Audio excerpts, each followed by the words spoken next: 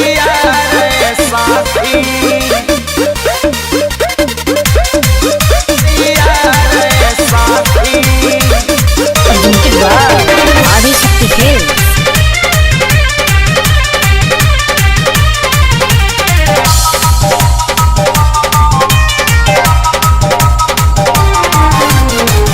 लागतावे डर कुल्ही कहती बतिया हमार सखी लागतावे डर कुल्ही कहती बतिया हमार सखी हाँ हमार सखी त हमर निकलल पिया के यार सखी त हमर निकलल पिया के यार सखी।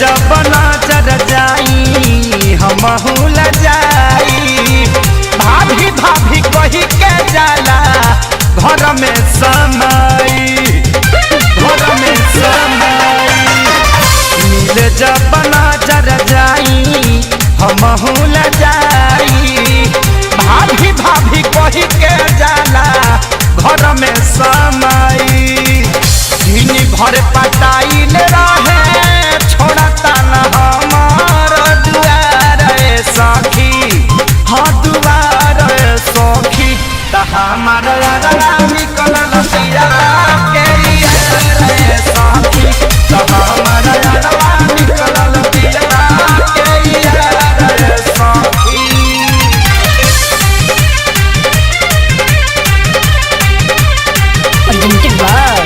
Adishakti film.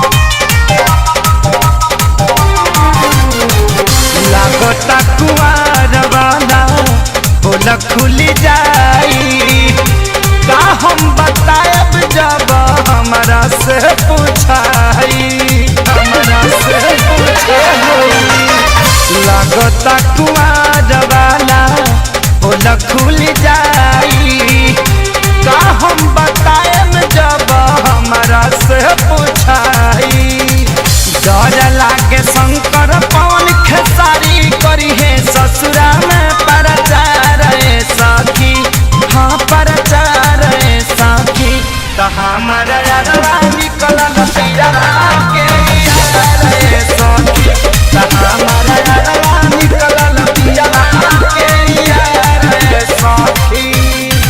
Presented by Adishakti films.